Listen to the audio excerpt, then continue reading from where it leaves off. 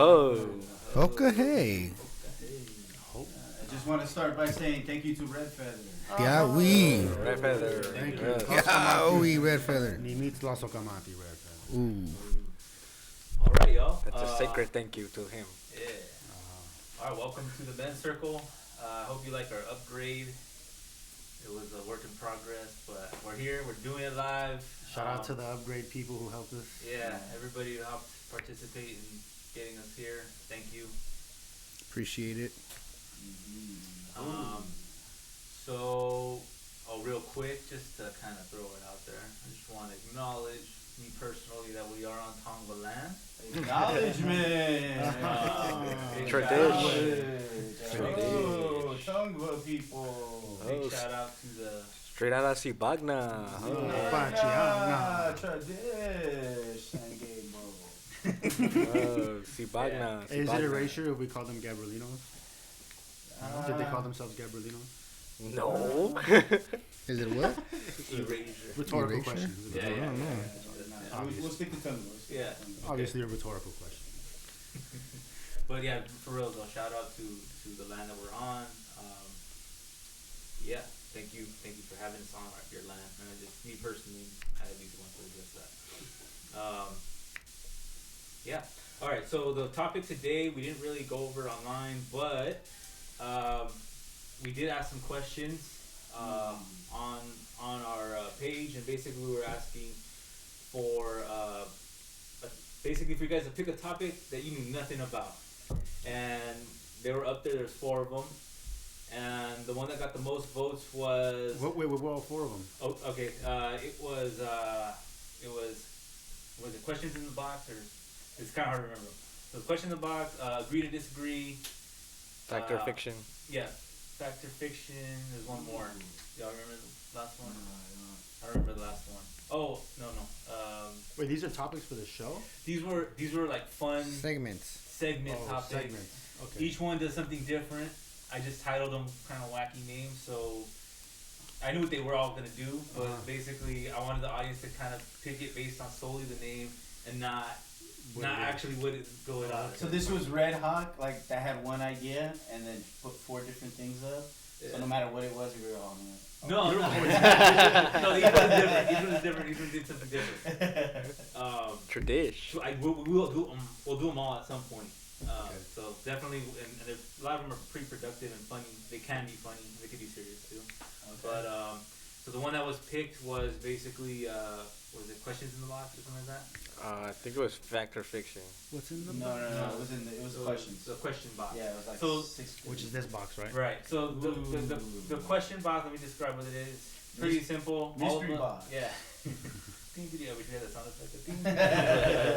Call of Duty mystery box. So what it is basically all of us put random questions that we want to ask each other, and we put them in the box or the jar, however you want to call it. So one of us pulls the question and answers the question, and we'll just kind of go until there's no more questions. If you pick one that you wrote personally, just put it back and pick another one. And then I guess we could keep going to their gone. There's a handful of them. So are we just going to run through all of them like to begin, or is that like segments throughout the show? No, I think we should just run through them. To start the show? Yeah, and then we'll probably do it for an hour, I would say. All right. And then the second half, we'll get into the second half, what that's about. But yeah, so We'll start with the questions in the box. okay, you go first. Just look over finishing his question. Let me see. Here we go, and bam! Got your own question. Let me see what is.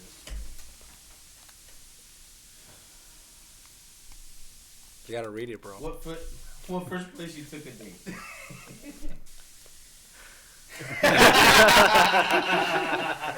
Okay, so your for, school? for me, Took a date. so for me, this is kind of like this is almost a trick one. Who wrote this? I Whose did. question I is this? did. You knew who was gonna get. No, I didn't. Oh man. I'm curious to know what y'all. Different points in my life, I think I would answer this very differently. As a kid, it'd probably be like a school dance or like one of those like school dances. I would probably say McDonald's. Yeah. You know what I'm saying? The good old McDonald's. Damn. Oh, dollar menu. So on that note, They didn't have dollar menu back then. So 10-cent menu. Oh, remember when they used to have the like 30-cent burger? Oh, yeah, that's right. Like 29-cent cheeseburger, some shit like Dang. that. Yeah. You used to be able to get 20 cheeseburgers for $4.20. Yeah. Yep, stoner special. Damn. 20 cheeseburgers. The McRib if she was quick lucky. question on that though. So Okay. I kind of wanted us to kind of dive into it maybe. All right, so you got some questions? Yeah. So about Shoot 'em. so if at that age, what would you consider that age that first time? What, going out on a date? I think. To McDonald's specifically, since that's the first one you went to. Probably like around high school. You know what I mean? Like, you know, one of those like, would you be my girlfriend kind of slip the note kind of thing. At McDonald's? Yeah, no. And then if she said yeah, you know, you'd be like, yeah. Well, you know, like right before high school, they used to be the spot. Like Granada Elementary is where I went to right before going to high school, and it was like a half a block away from McDonald's. In Alhambra? Yeah. It's like right up the street. What? Go ahead. I was there. I went to school there. You went to Granada? I did. No I way. did. What the fuck? Obviously later than you. But Okay. Yeah. Much later. I wonder who was still there when you were there. I don't know. It was like first grade or kindergarten. Oh, okay. But yeah, it was when I was a kid. So yeah, but McDonald's was like right up the street. Yeah, So like yeah. that was where you would, you know, where we all kicked it after school. You know, you'd go get a quarter pounder, or if you were hella broke like me, then you got a cheeseburger and a hamburger if it was Wednesday. And yeah, you kicked it with your girlfriend at McDonald's. That was the get down. Alright. Any questions? No. What did you order? Well, it just depended, right? Like, Did you pay for her food?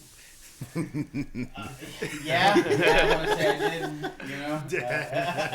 All the items that you took to McDonald's afterward that you didn't pay for their food? Did you see that? He was all reluctant, like, oh, I have to pay for Well, the her. 3-year rule, you know, that's before I understood anything like that. So, you know, in my young ignorance, when you're a child, you do childish things. You know. Pay for Yeah, so you know, that was the get down. Alright. Okay. My turn. Yeah, here you go. Hold on, let me throw that in there. Okay.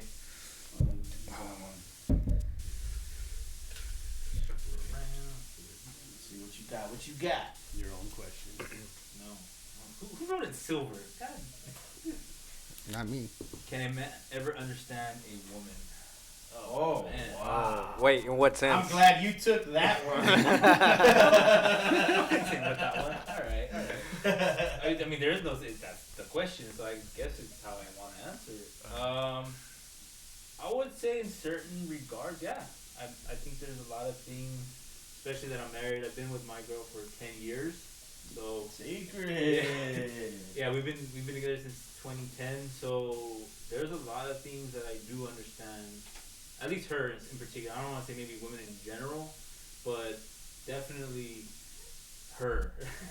and maybe like family members, like, you know, I guess you can go that route too. I don't have a lot of family members, but that are women, I should say, that are really close to me. But I think there's a certain extent a man could understand a woman. Not in every So you can't though. It's a yes or no. Can you ever understand? I mean, but I do feel like I'm in some cases understanding a woman. Okay, so like my understanding of understanding is that if you can't explain it to a child, then you don't understand it yourself. You know, right? And so for anybody watching, if you can't explain your idea to a child or whatever it is, then you don't understand it yourself. So do you think you can explain women to Thershan once he gets to like 6 years old? Once he gets to like Pian's age? I'll try it. I'll try it right now. So this will be if I'm explaining to myself what a woman is. Alright, here we go. A woman is a person who has an innate ability to want to nurture, who also wants to be nurtured, Oh, you're already canceled, bro. Yeah. Literally. I mean, okay, so then, okay, maybe not. Okay. No, then. All right. Which was the answer that we were looking for in the first place. Okay, no, I didn't want to. No. You gave it your best shot. All right. I'll give you All that. right. Any other questions before we pass it along? No, pass it on. There you go. What is it about women that you think you understand? Like I said, I'm specifically talking about the one that I answered to. Okay. And just, I more or less know what makes her tick. I know what makes her upset. I know what buttons I can press and what I can't press. Right. I think in that regard, that's kind of. Would you say it's more feasible that in a man's lifetime that they can only understand a few women at a time, and that's most likely going to be like the women in their closest circles, and if they're going to understand a woman, it's going to be those women in particular, right? I definitely agree with you on that, 100%. Do you think your girl understands that you understand her? I think she does. Yeah. She's probably sitting there like, yeah, right. You understand shit. All right. Fair enough. All right, go ahead. Cool. Ooh.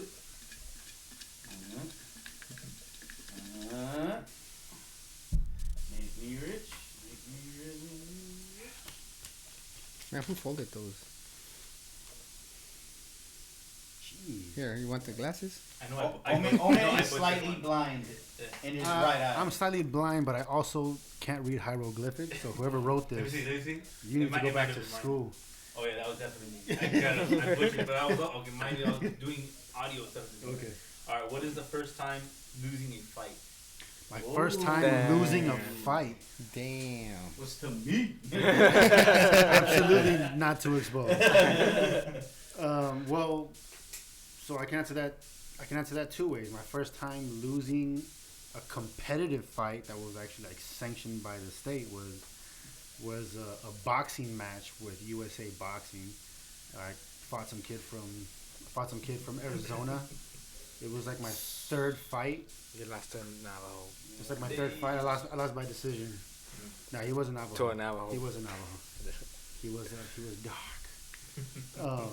Southpaw. I couldn't get away from his cross. He just kept hitting me with a cross, and he was fast, boy. He was fast. He boxed me out. He schooled me. Kudos to him. But I scored a knockdown in the third round, so it wasn't a complete loss. But my first time, But you still lost. I still lost. You're not first or last. But that wasn't my first time like just taking a fat L. My first time taking an L, I think I got jumped in Macy Intermediate. That's like in Montebello. I got jumped by a couple of kids. I remember being like on my side, like with my hands covering my head, and they kicked me in the face and they went right between my arms. Oh. Yeah. Ate the toes. You funneled it. That's what I remember the most. Perfect. That's your dish. Yeah. Your dish. Perfect aim. 5th grade. The toe stop dance. 5th grade. Did you ever get your run backs on that one? Hell no. No? They were older than me. And I didn't have any friends, so there was nobody backing me up. I had to keep my run back. Just had to take it. All right, chew. Cool. There you go.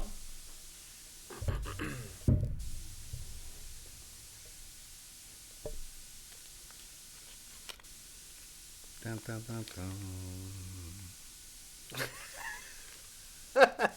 Read it, fool. When is the last time you shit yourself as an adult? Who wrote that one?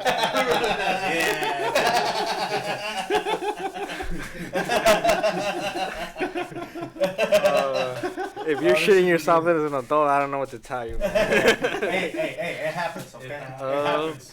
I had a close call, but I've never shitted myself as an adult. I call bullshit. Cat. That's all cat.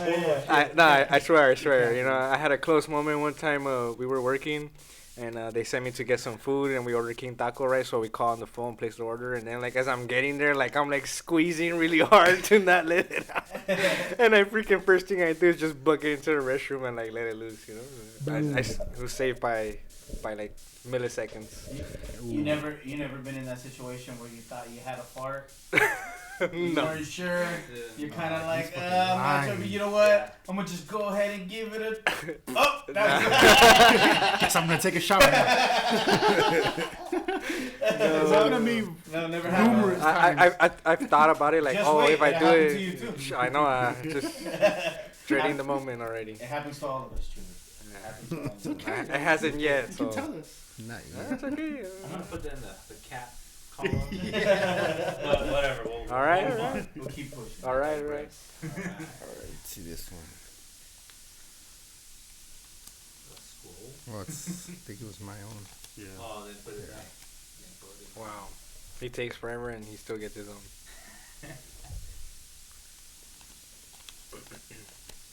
Oh, I think this is my own again. Oh, my God. You just pulled the same one. You feel All it. right. Have you ever had that man talk with your boys? I'm trying to figure out what's the What's the context. man Who talk? asked that? Like I did. So it'd be like you know, that like man to man kind of talk with like one of your homies. Have you ever had to have that kind of like, hey bro, You're fucking up. yeah, Like, oh, okay. or maybe not. You know, maybe hey, you're doing fucking great. You know what I'm saying? Like, Just like just you and your boy. you and your boy having that I serious. think the first time I had to have that conversation to check this dude was exposed. Nah. God damn. Oh, you too, huh? Nobody. You mean nobody fucked up before? He said precedent. Not without getting a fucking fistful of fucking in the face. Toma. A little knuckle sandwich. Let me see. I want to say maybe some year. I think it was more when I was when I had a certain circle of friends that were open to that kind of conversation. Otherwise, in the hood, it was kind of like you just let it go. You know, it wasn't like you want to not necessarily check, but you want to say something, but then again, you don't know what their reactions are gonna be. Sometimes it's just like they just, you know, they just want to hit you back because you're making them feel a certain type of way that they don't they haven't felt. Maybe you're reminding them of their mom or some kind of a trigger like that. So when I was in the hood, I really never really engaged in that. But it was more when I kind of got into the movement, and where there was a certain group of men that felt comfortable. I felt comfortable being checked by.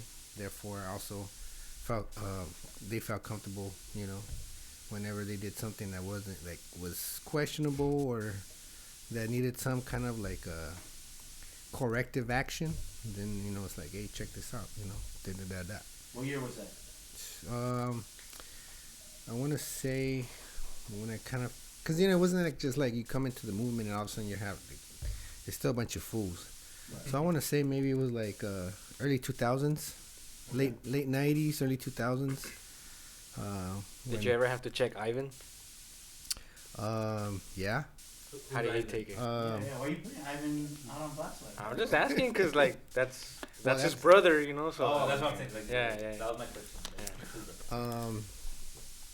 Well, see, that was a very interesting situation because he at one point learned Wu-Tang, the martial art, right? So not the RZA, Jizza, Inspector Deck, You God, Ghostface Killer, and of course the Method Man. Yeah. Yeah, what they named their clan after is what he learned. Okay. And it wasn't just watching movies; it was like a legit teacher that learned out there. So it was kind of it was a delicate situation where like, if he didn't feel like I was if he felt a little bit too offended, he'll My head kick you. yeah, boom. Beat you with the cheek-hang fist. Yeah, or I was expecting to get some kind of ridicule back, So that's another thing, But as we got older, he understood that it was coming from a place of like, of love and wanting to see him thrive. So he was more open to it. But early on, we're coming out of the project, so it's not like we're open to, even me, I wasn't open to people telling me, hey, you're this, you're that, to strangers. It was mostly like people that I felt like were on the same trajectory, same frame, thought processes. All right, so I just pulled the next one. All right. What constitutes a community of which you would submit to being accountable from? Held accountable. So what constitutes a community that you would submit to be accountable? Oh, okay. Well, for me, the first, I guess I would look at this in like circles, right? So I have my inner circle, which would consist of like my family, my children, my wife. By the way, shout out to my wife. And then, right outside of that is like my very close friends, yourselves and a handful of other people, that train with me, that have walked this road, of life alongside me and have seen me through my ups and downs and trials and tribulations, and are there to support me through all of that. So you have that circle, and then you have the circle beyond that, which is like the community, right? The greater community, which are people who are not necessarily in that circle, but are members of our collective, and reside in our general geographic location, right? So this is our community. For me personally, I always say the people who I'm accountable to are other warriors. Because we experience life just a little bit different than people who are not warriors. The stresses. You mean a lot different? Yeah. Well, in certain ways, right? Yeah. In certain areas. So it's a very stressful environment to live in when you're constantly worried about the feds kicking down your door and dragging you away, right? Because of your political activity, or because you feel that you need to stand up, or the work that you're doing to revitalize our indigenous warrior culture and spirit and all of that, right? So there's something that we endure because we lean on the concept of self-sacrifice as opposed to self-preservation, that adds an extra stress, to our life. So those of us who live our life according to that and walk that road, you know what I mean, are the people who I am most accountable to, because they would understand exactly those things, because they endure those alongside with me. I've had that experience too, because it's difficult to seek therapy, which I've been trying to do, right? And when you seek therapy, you want to discuss what's making you depressed and what your problems are. You know what I mean? And like, it's hard to do that with a stranger, but it's also hard to do that with somebody who is required to snitch on you if you say something that they're gonna snitch on you. You know what I mean? Like a lot of the things that would make a warrior depressed are things that would put him in jail if he was to tell a therapist. You know what I mean?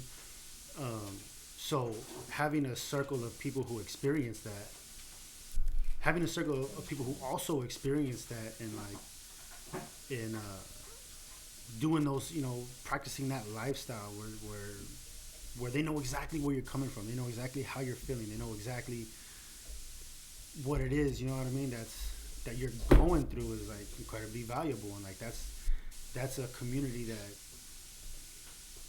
less than 20 people that I know of, like I could count on probably one hand the amount of people that I know personally actually live that life. Right. You know what I mean? So it's incredibly valuable to have that community in particular, to be able to share those experiences with. So I hear what you're saying. Yeah. But that's definitely like the core of the community that I would hold myself accountable to. You know, and we all come from different places, and you know, different spectrums and different belief systems, and that may change. You know.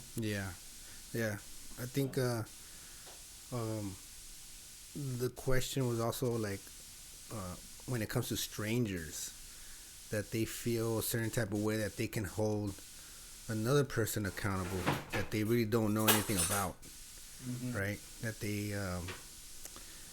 they're seeking some kind of accountability, but they're basically detached from that person, you know.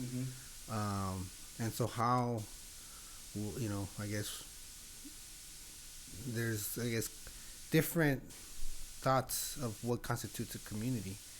To some people, like all of LA County is community. Like this is all my, you know, or people that are. And to a degree, it is. You know, and yeah, right.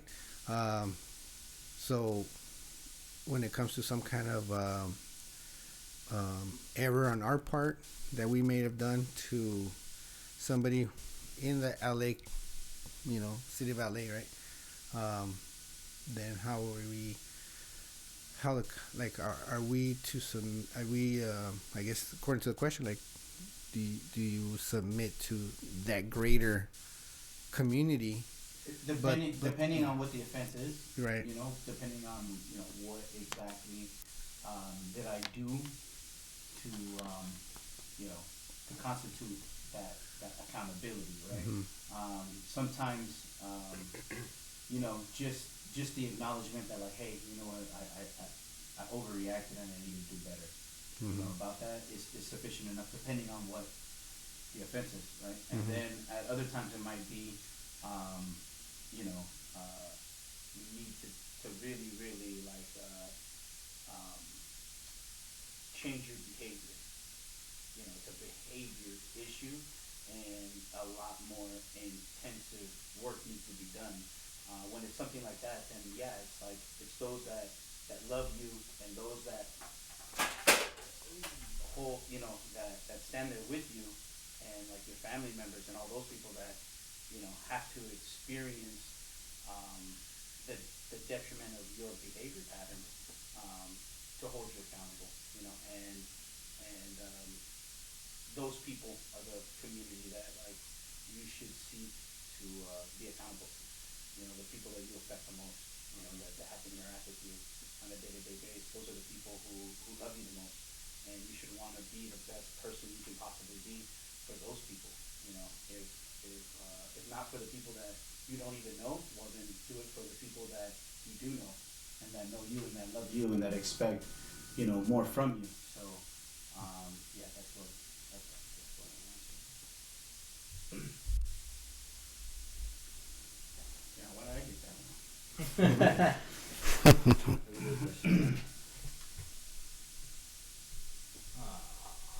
What'd you get? Tell us about your first kiss, or about the first time you got drunk. Or Okay, You get a choice. You get a choice. You get a choice, because I heard while I was writing the question, I heard somebody say, "Talk about your first kiss." So I was like, "Oh my god, okay." Or the first time you got drunk, in case somebody wrote the I'm talking about my first kiss first question. dabble with alcohol, because it's one that Air water. I don't dabble with now. So just I for the most part I don't drink. I haven't drank in, I think it's been 5 years now. Sobriety. Sacred. But on that note, I'm not pushing sobriety. To each their own. I do think there's an issue there for y'all. Some of y'all can't handle it for whatever reason, but that's whatever. So let me answer the question. Yeah. So the first time I ever got drunk, I was a junior in high school. So I think I was 17. I think I was 17 years old. I had a friend he's like, hey, I have this Patron bottle that's been under my bed. Yeah, that's what you started with? That's what you started with? Hit the ground running. Wow. It was a Patron bottle that had been under his bed for years. So it was even more fermented than the normal you buy from the store. Okay. I mean, so much to the So point how that the cork was flipped on its, like the bottle was on its side, and it was starting to seep through the cork. What year was this? I don't. So 2005. 2006 or 7. 2006. That was a good year. So But the Maybe. bottle was from '96. so, so yeah, so the guy had it, and he's like, let's all try it out. And actually, so it was me and two other guys, and the other guy who was also drinking never drank as well. Actually, none of us had, now that I think about it. So all of us were going to do it for the first time. And so all of us just took turns swigging the bottle. And we knew that eventually we're going to feel it. So we decided to leave. So we started walking in my hometown, El Sereno. We were walking just through the streets, like fumbling, like, just walking around drunk. Like, a bunch of kids just like, oh shit, like it feels crazy, it feels funny, like, and it was just, it was fun. I'm not gonna lie, it was pretty fun. It was funny to be stumbling around the streets like with your friends, like on the sidewalk, just like, can't even walk straight. But yeah, that was the first time that I ever got drunk.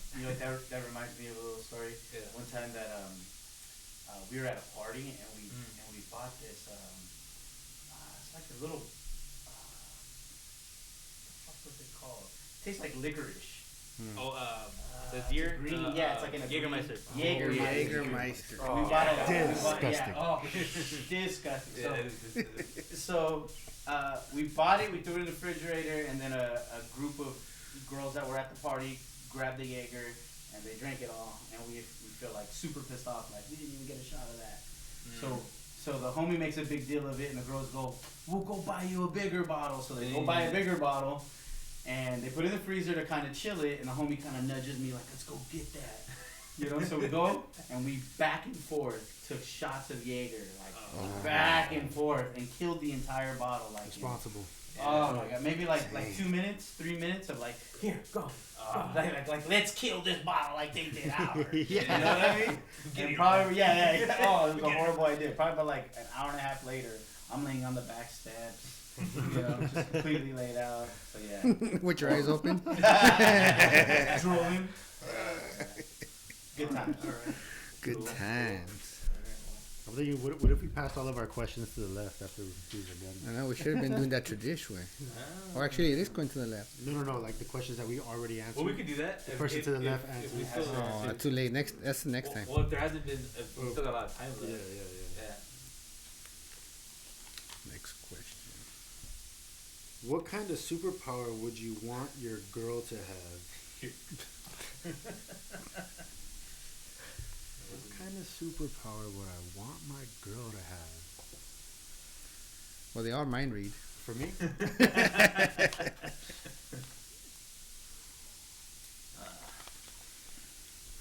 They all mind. They all mind read.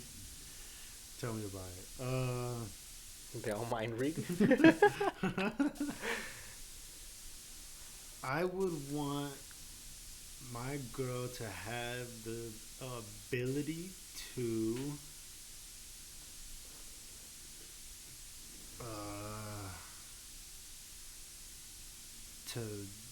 Damn.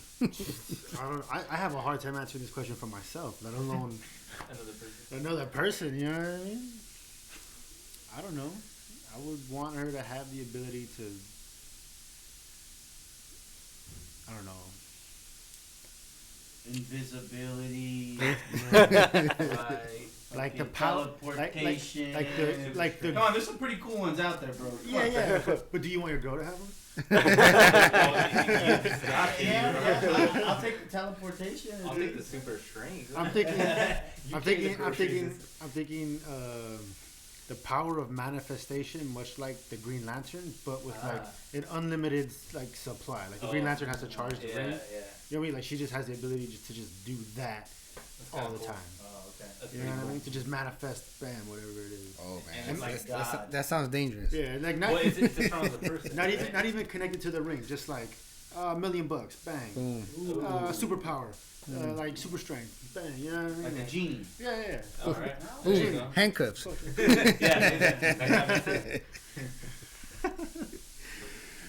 Ooh, no lips. That's the one. Yeah, I tried my best. Not like a We're getting not turning spe- our audio sounds not a bad. special rope like I hear it sounds good. Wonder My Woman. earphones. Special role. a special rope, but hey, a special whip. Why not? Shibari rope? Japanese shibari. Is that the soft one? That's the kind of use the type. Yeah. Shibari. I use 550. 1100. 1100. It's kind of hard to read it, but let me see if I get this right. Say, what was the most embarrassing thing that ever happened in front of your girl? In front of a girl you liked. Oh. You got drunk. I'm Patron. Like I shit myself. As an adult. I knew it. Fuck, I Got beat can't. up by another girl? I can't think of one, honestly. Come on. I swear. Shit yourself now, I you're swear. just- Bullshit. In front of a girl that I liked? No, in front of other people, maybe, you know, but like, I don't know. I mean, it could go I'm back to never- elementary. I'm never embarrassed. Yeah, that's why. Oh, man. Nah, I'm definitely embarrassed. There's been I some don't- embarrassing I moments. don't get Well, embarrassed. give us something. Fuck, Give us something. I'm trying to think. Like, cause it says the most embarrassing. I don't know what's the most embarrassing. Okay, what's the second most embarrassing? Oh, Shit. what's an embarrassing? Oh, well, one time I was dating this girl, and like it was like our second date, and like we were laughing, Farted. and I farted. There you go. That's You know. It happens. But it wasn't that bad because she didn't really notice. But like I was like, oh shit, is it gonna like smell or something? She's gonna notice, you know? Like, but nah, it was cool. Maybe she thought it was her. It was one of those like silent and not deadly. You know? Oh, Like, yeah, yeah. like, I thank God I was drinking a lot of water that day. Did you cough the cover? You're like, Nah. Nah, it was silent, but it wasn't deadly either. Started Cool. coughing all I crazy. think within the In high last school? year, I think within the last year, I feel a lot more comfortable with farting in public. Yeah. Just because everybody's all masked up anyway. You know what? I just started doing it because like if you hold it in, like your body is bad for you. If you know? hold it in, Yeah. it travels up your spine and goes into your brain, and that's where you get all your shitty ideas from.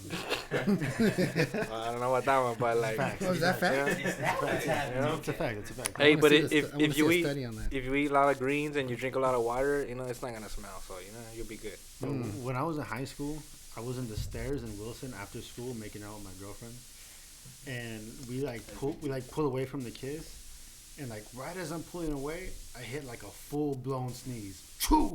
And a fat moco goes right Bless yourself. Oh, Good medicine. You ever seen that movie Osmosis Jones with the zit? It was like that, but with mocos from the side. Oh, man. Disgusting. so, what was the reaction? She was grossed out. She kind of talked a little bit of shit, and then we kept making out. No harm, no foul. Yeah. Yeah. Alright, who's next? Oh, man. Are we The almost last done one? here? This is the last one. It's yours. I put 3 of them in there. Have you ever gave your girl a Dutch oven? Yes. Wait, somebody describe the Sure did. Okay. For those that don't. Yeah, okay, so this is a good one. You can tell who wrote it. When you're laying in bed with your lady or guy, and you fart under the covers, and then you put the covers over their head. So they gotta sit there and smell Bask in all it. all your greatness. It's my favorite one. So have you ever done I that? have never done that. Ah. I've never done that. You're missing out, Lucas. They do to me. Hey, what you give is what you take, you know. No, I haven't tried that one. Karma. Where we at? All right. 8:41. We got keep going on that, or you want You want to pass your questions to the left? All right. Okay. Well. Oh, we can move on. All right. Let's move on then. We got any feedback from our viewers right now? Yeah. Oh, it's alright. You can talk to us. That's cool. Other than the audio issue, we're fixing it now. Is this the audio Just issue? audio issue. Everybody's complaining about that, Everybody's complaining about the audio. but they can hear us, so it's just staticky. Okay. Oh, no. Ooh, pues. What if Sorry, y'all. What if we? No, don't. Let's start making It can make it sense. worse. It can make it worse. Okay. Well, how do y'all want to address the second topic? I Well, don't even know what it is. Officially, I don't know. Like, how you want to approach it? the second topic? Like, are you asking me to bring it up? or- No, just in a matter like what? How are we addressing? Okay, so the word is accountability. That's what we wanted to talk about, correct? Yeah. But now, in what context is that's the part I'm like, how are we hitting? Well, why don't we just go around and what does that mean to all of us, right? What does accountability Yeah. mean? What does that look like? That's fair. So I guess I'll start a little bit. Maybe even let's talk about some instances of that if anything comes up, you know. So first of all, you know what accountability, I guess to me, looks like is first an acknowledgement of bad behavior. It's like I see it as several steps. You know, you have to like, in order to be accountable, you have to understand like that you did something wrong, right? And then you have to want to make that right in some way. From there, it moves on to doing the work that allows for you to adjust your behavior patterns. And then finally, I think the last stage would be something like, at least to me, I don't know, is a change, right? An overall change in your behavior. And that's essentially what the phases of accountability look like to me. Now, I don't know if there's like a standard in the conscious community as to like, I think there's several different formulas out there as to what the process may look like. And, that takes a lot of different avenues. From having to enforce accountability and somebody who is willing to come to the table to be accountable, right? It's a different approach. I would say like you could probably ask Facundo's ribs about some accountability, what that looks like, what enforcing accountability looks like, right? Shout out to Red Feather. My boy Red Feather. You know, and I think within the last, I would say within the last about 5 years, there's been a big push in the brown community from the men in particular to try and get our behavior under control. You know, to try and understand that better, to try and be better, to like hold our feet to the fire when we're not acting right. You know, and there's been several instances that we could probably point to that show the different levels of accountability. From the extreme, where somebody like, Fox gets his fucking the business put on him, and then maybe somebody like Pastel, that has the community enforce a level of accountability for his actions, right? So it can vary depending on what the circumstances are, and so at least that's what accountability looks like to me, to put it like really briefly. Okay. I kind of subscribe to a lot of the stuff that you said, Ed. But yeah, like I do think I think because we're a community of people who aren't all from the same nation, don't have all the same belief systems, don't have, a central governing system, what accountability looks like for us might be different from circle to circle or community to community or even family to family. One thing that I can say that I've learned is kind of, from the few examples that I have was an indigenous forms of accountability. And basically that is to bring somebody to, and also it does depend on what it is, but if it's something where it's almost like a court case, if you will, like something that can be argued about or disputed, then we come together as a whole and talk it out and hear both sides and get to the bottom of like, okay, and a lot of times what I've seen for the most part is true justice comes out of that, and a lot of times it does take a group of people in front of a fire, kind of like that whole the Bible thing. Like obviously the court system, a lot of people don't believe into the whole Bible process and putting your hand on it and all that all that stuff. So, but I think for indigenous folk, it tends to be a little bit more more serious. And when you're in front of the fire, when you're in front of a lot of us believe that you're in front of your ancestors, you're in front of especially elders, or you're in front of even young ones that are there. So it's a little more like, dude, like this is really like you're lying to everybody if you're lying now, and so I definitely subscribe to that kind of method where you sit down, we discuss it, we hash it out, and then there's some kind of resolution. And like kind of like you said, there's a process of that resolution. It might not be, all right, this is what you got to do, X, Y, Z, and then you're done. Sometimes it could be continuous growth. Sometimes it could be a time thing, like you're not allowed to be here then for like a year. You need to reflect or something. There's different like avenues, and just want to hit something real quick that I was trying to do.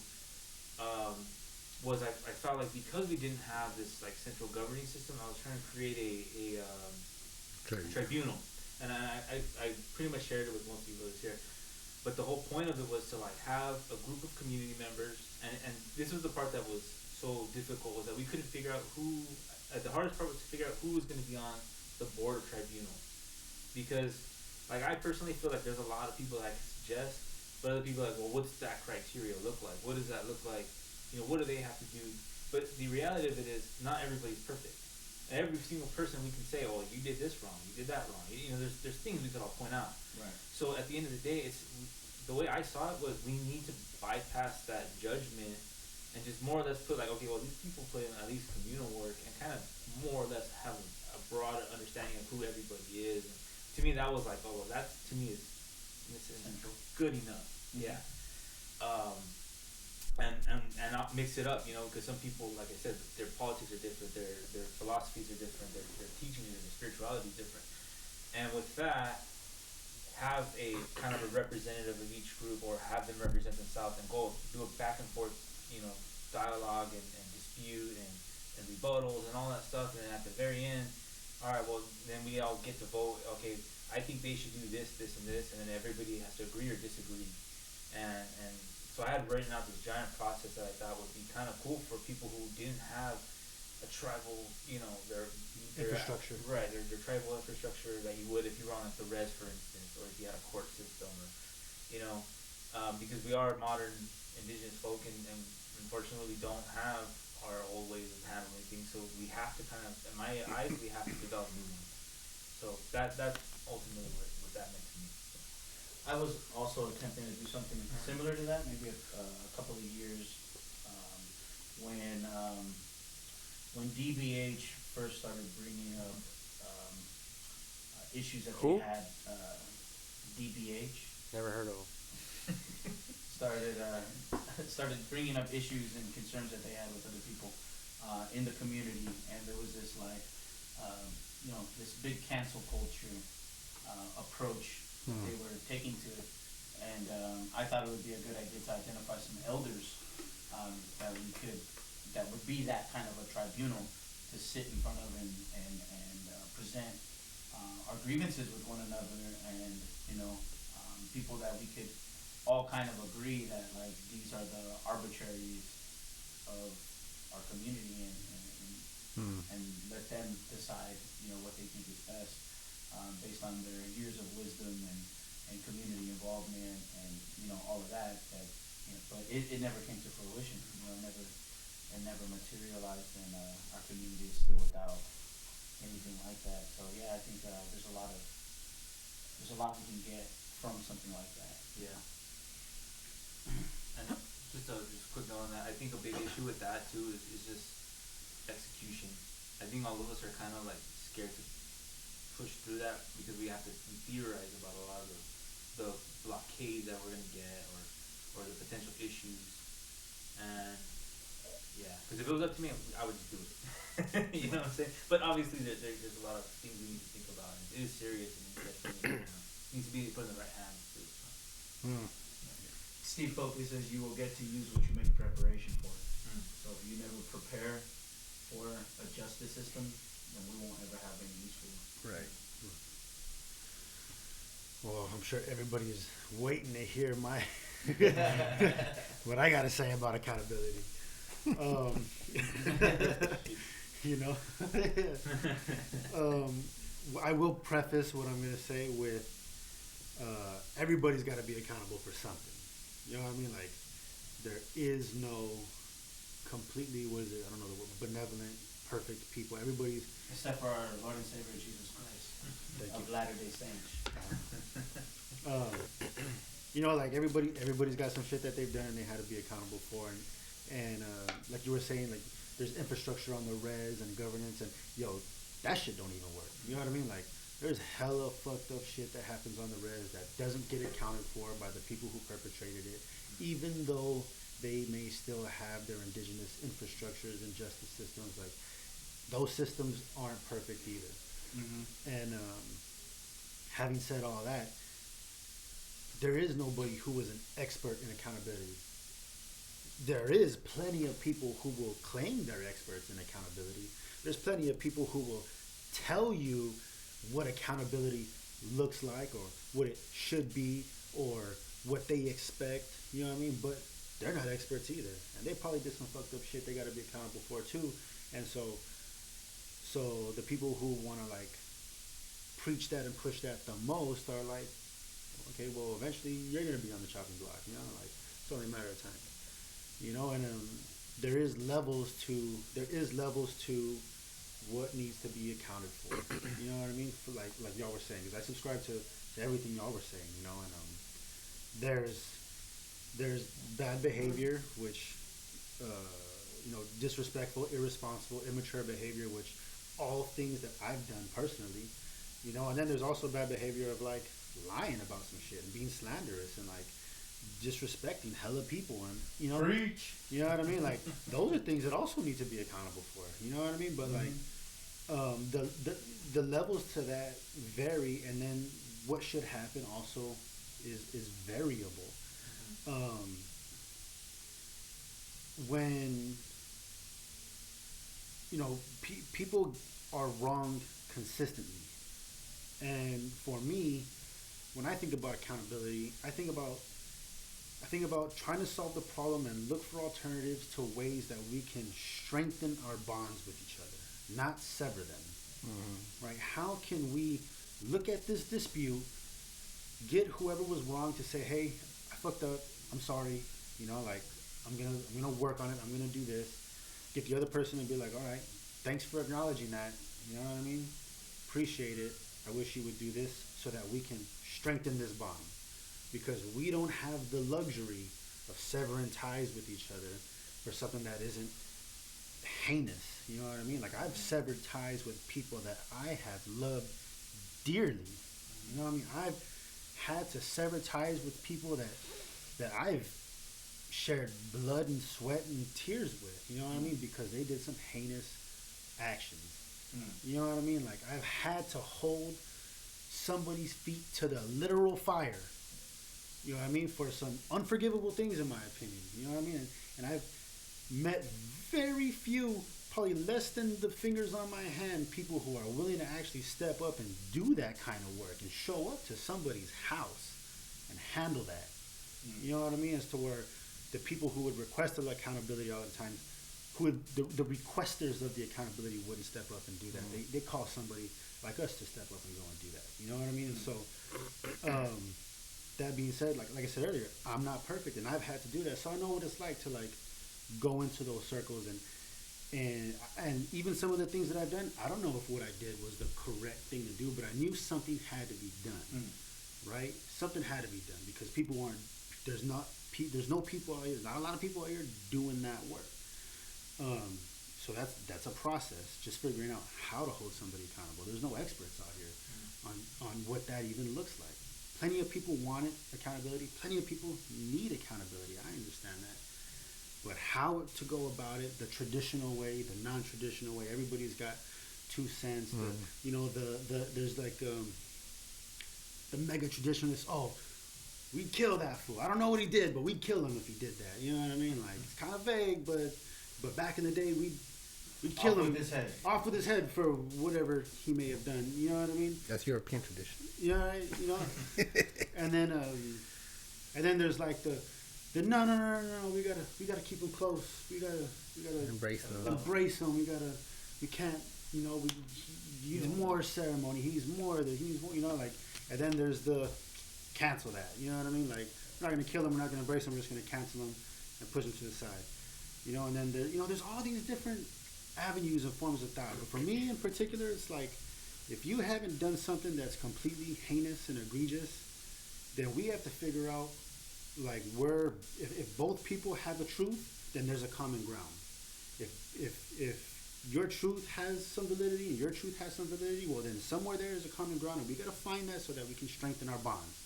We don't have the luxury as people who have been colonized and occupied for 530 some years to just sit here and throw everybody in the trash so that the 5 people who are left can win whatever fucking war they're trying to fight with this empire, and then they're going to form their utopia with their 5 people, and then they're going to call each other out until there's one person left who's the best. You know what I mean? And like, this is all of mine, you know what I mean? So like, I stand alone. Accountability victorious. Accountability, like, and like, we can do that, like, that can happen, you know what I mean? Absolutely. But is it the right thing to do? I'm not an expert on accountability.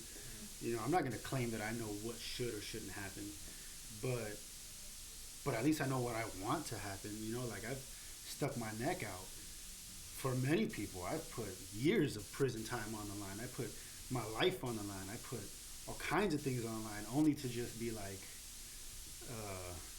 not even regarded by many people that I would put it all on the line for, and I'm not holding it against them because I know I made my mistakes, and I'm just gonna own up to my shit and continue to be on my road and be grateful for the people who are willing to hold me accountable and show up for me and check in on me and do the work with me, you know what I mean? And just strengthen those bonds with the people who understand that concept, and as somebody who's familiar with the chopping block, what are some of the things that you've done to be accountable for some of the actions that have come to light within the last couple months? Honestly, the biggest thing I've done was to be honest with a lot of the folks that were harmed by my actions. You know what I mean? And like, there's telling the truth about like my promiscuous behavior is not something that's easy for me. So like having to be honest with some people about some of the people I've been with and things that I've done. Granted, I've never been with anybody non-consensually. I've never harmed anybody or put anybody in a position to be fear for their life or things like that. I don't deal in non-consensual behavior.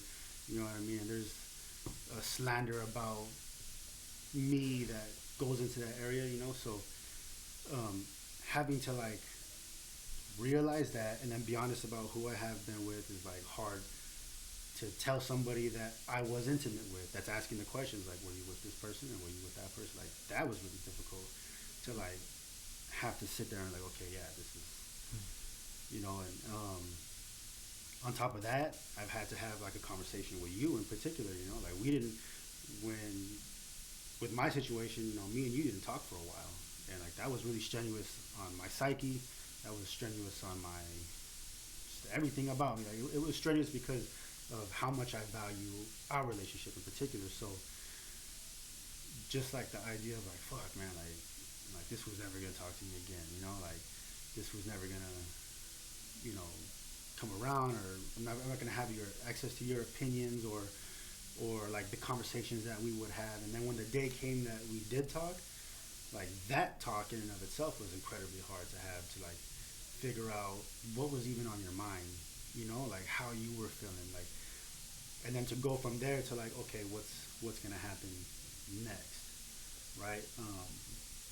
And where we get to like the lessons and things like that, we start to actually build that relationship again and start to strengthen the bond again and bounce those ideas back and forth. Furthermore, you know, in terms of accountability that I experienced, you know, I've had to go to and sit in front of the fire with Red Hawk here a couple times and with you once, and these couple different fires where I had to be honest with people who were at those fires and like let them know that I'm acknowledging where I fucked up, you know, in front of the fire, in front of people that I love, in front of my mom, you know, like 30-something years old, and I got my mom sitting with me at the fire, and I'm like, and I'm having to like fess up about like behavior that I'm acknowledging is like wrong, you know. A lot of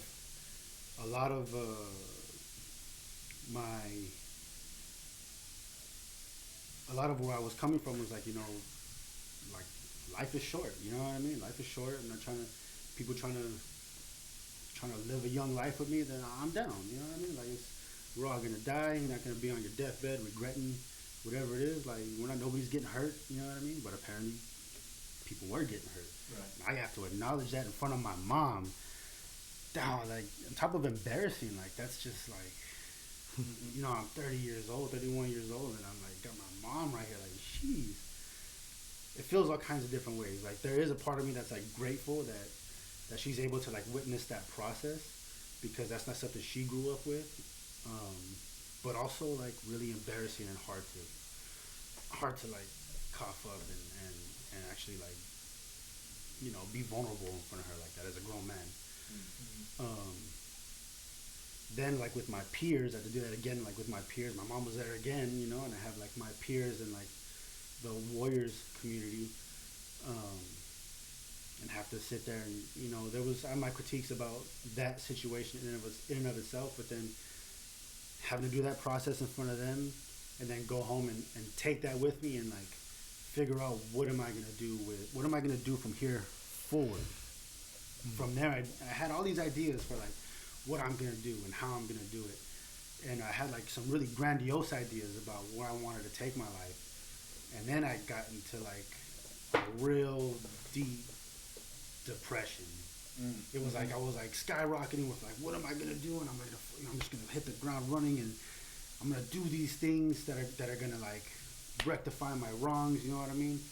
Then I hit this hard wall of depression, and that took me down some crazy path that I'm not going to discuss here on the podcast, but like some of you know the situation. Right. And having, you know, looking at accountability from that lens is like, man, I was going to hold myself all the way accountable to the point where like everybody's going to know about it, you know, like so it's like a roller coaster ride, you know, trying to figure out all these things. And now, having passed all of that, now it's like, okay, I have my family, I have my friends, I have some guidance from people like yourself and Red Hawk and everybody here in the circle, from like how I'm gonna conduct myself from here on out. And a lot of that led to us sitting here now at the table where it's like, well, we're gonna have a men's circle and discuss like, I don't even know what it takes to be a man. I'm 32 years old, trapped in a state of regression with all this irresponsible, promiscuous behavior and like no concept of where I'm going to go with my life, and realizing that a lot of these things played a part into like my behavior as this 20-year-old, late 20s person. I start to ask myself the questions through this accountability process of like, what do I want? Who do I want? Who do I want to be? You know, where do I see myself in a year, 2 years, 3 years, 5 years? Where do I see myself at 50 years old? You know, like what's going on here? You know, like these are questions that I never asked myself, because I honestly didn't anticipate being 30 years old. I thought I was gonna check out of here a while ago, you know. So these questions and discussing these questions with y'all led me to like, well, hey, let's do this shit on the internet and like, let's have a men's circle about it and talk about it and discuss what does it take to be a man. Do we even know what it takes to be a man? And like, that blossomed low key into this, you know. So there's way more to say on that question alone, but I'm just gonna leave it right there. Oh.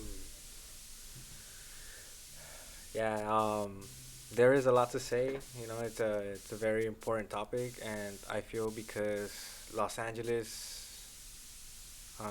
is such a big city, you get all kinds of walks of life of people, you know, and then from different culture backgrounds as well, you know. Um, Let alone like just us ourselves as brown people, like okay, we here acknowledge like the indigenous way, right? But then there's the people that are like Catholics, Christian, some are Muslim, you know, like some are just straight spiritual, you know, they think crystals are gonna save them, you know, like just a bunch of stuff, you know. But one key thing that like I've talked about with other people is like it's hard to have accountability when you have no community. And the reason I say that is because like I've had conversations with individuals where like I told them like, hey, like that's not okay. You know, what would this person say? Like an elder from our ceremony circle, you know, like, and they would be like, well, who the fuck is that person to tell me anything, you know? And I got a lot of that, and earlier in that when you know I started this walk of life, like I got that a lot, like from different people, like, oh well, who's so and so to tell me anything, and you know I'm gonna do what I want, you know, and it's like no, we can't do what we want, you know, because we are subscribing to this way of life, and that way of life does not mean you get to do whatever the fuck you want, you know. So yeah, like, and when I say community, I don't mean like oh yeah, like LA, you know, or the movement or activism or whatever, you know, because like I honestly feel that like you have to like go through stuff with these people, you know, like putting yourself on the line, your life on the line with them, working with them, eating with them, laughing with them, crying with them, you know, that's your community, you know, those people that you confide in, and you know, like you surround yourself with, you know.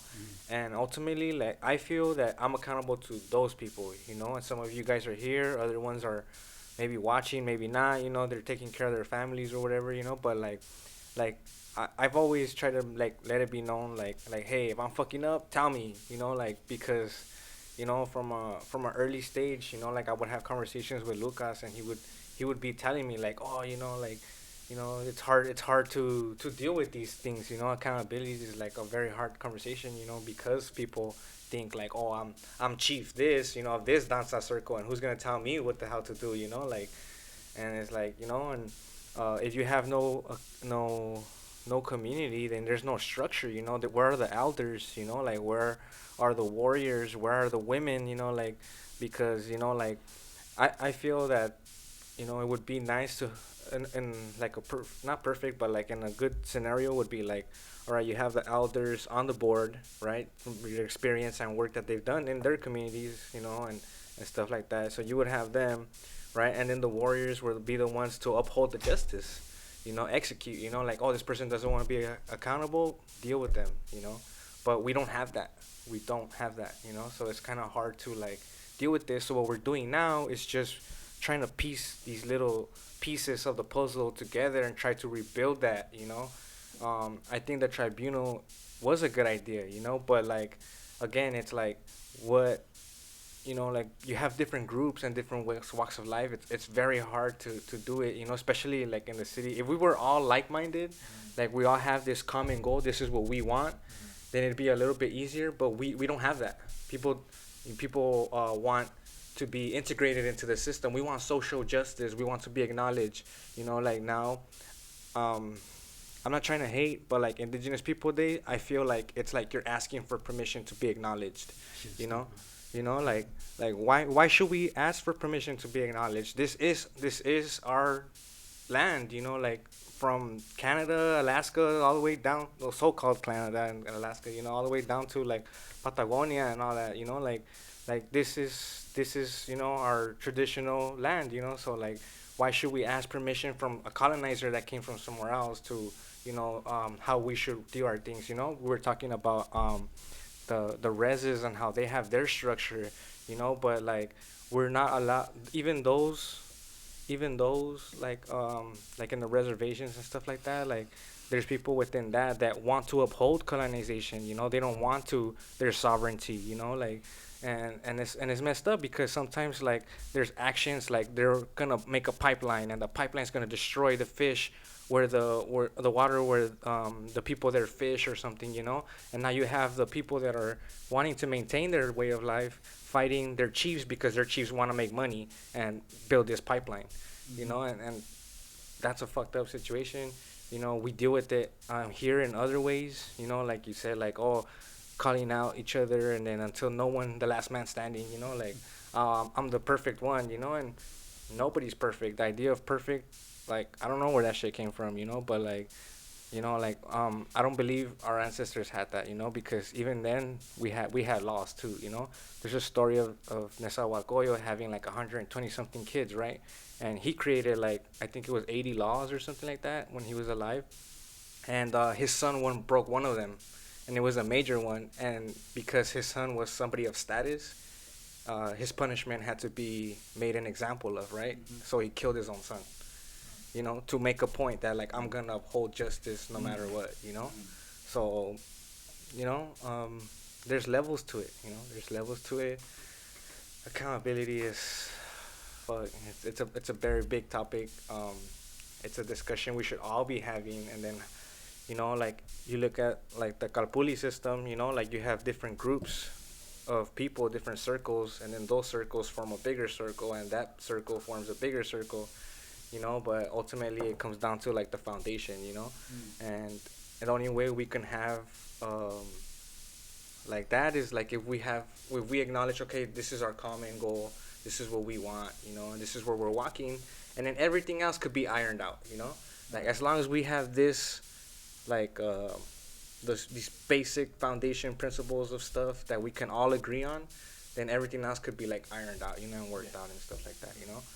So, I mean, it's not gonna take, you know, 2 years, 1 year, you know, like nothing like that.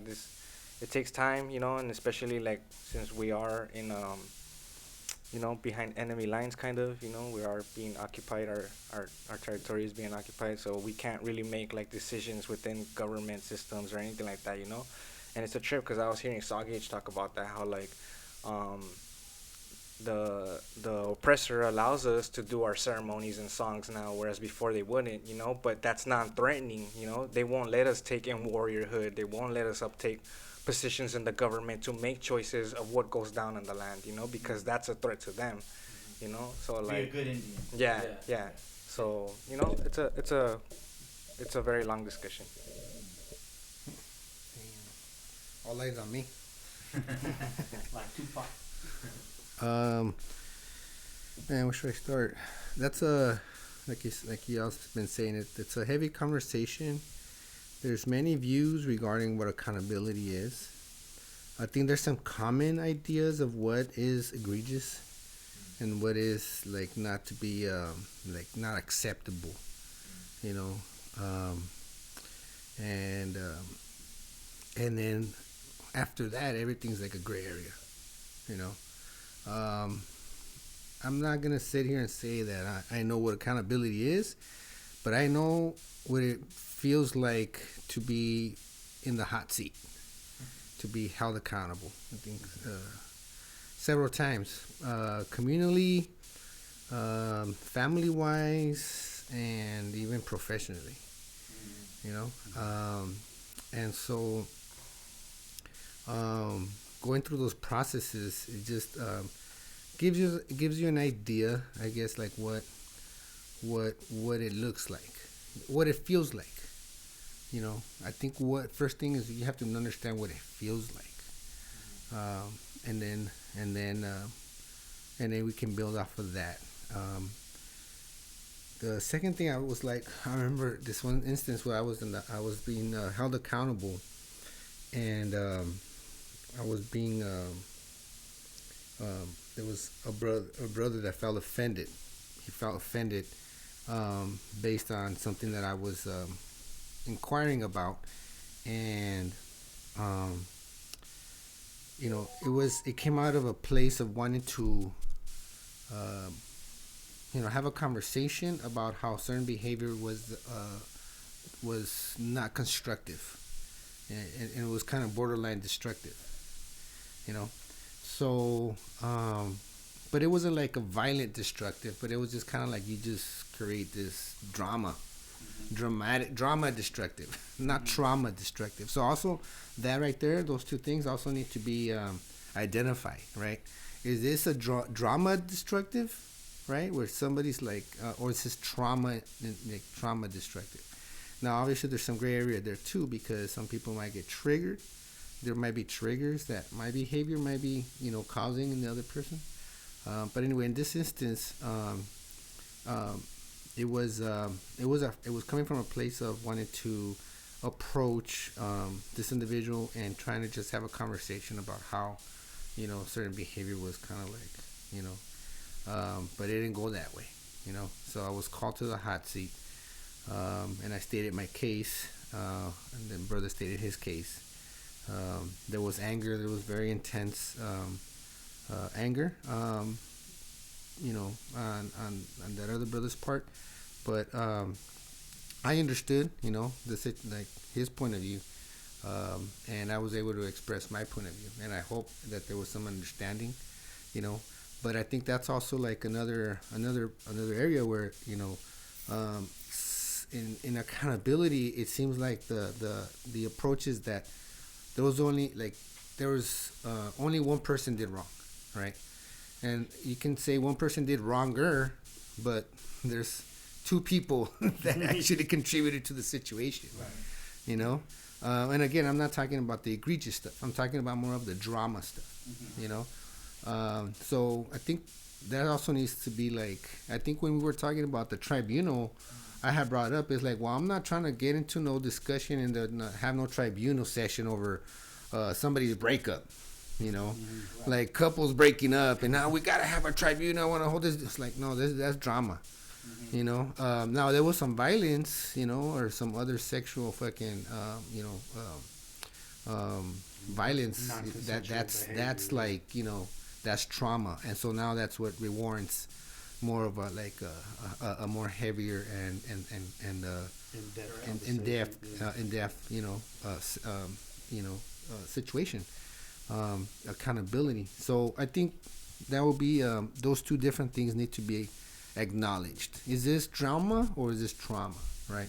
Okay, now it's drama. Okay, now that's a whole other criteria. Like, all right, so in drama, what actually, and I know sometimes it's like, we don't want to, it's like, victim blaming, right? And that happens a lot. That happens especially within the system of patriarchy, where women have been, put through a lot of traumatic experiences, and so when they bring something out, it's like, oh, what did you do? How were you dressed? How so you start challenging, and there's victim blaming, but at the same time, I think there also has to be an acknowledgement that.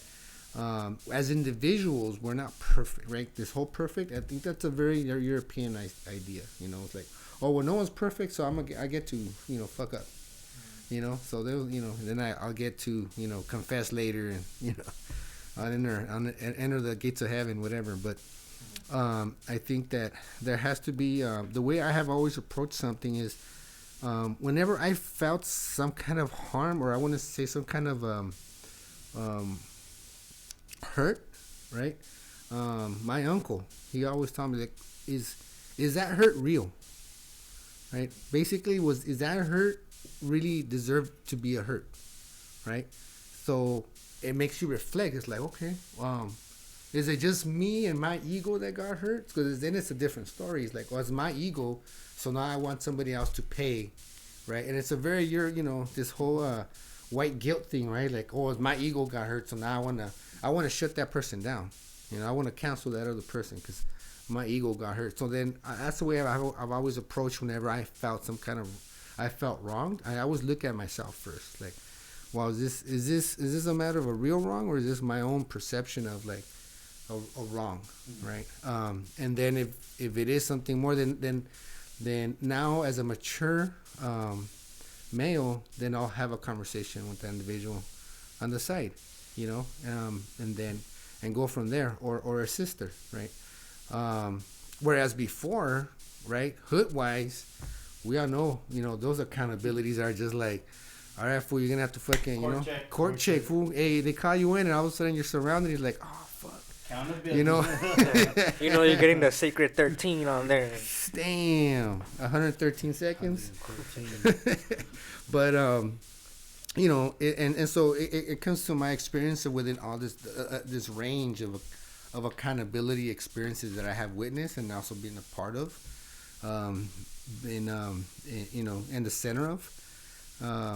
Also, so I think, so two things, right? Like, does the person have the will, or the understanding of being able to reflect on their own, and I think that happens a lot right now. Like, people are so hurt by this whole system and how it just like dehumanizes us so much that, like it's almost like prison politics, right? Like the slightest, minutest disrespect warrants a stabbing.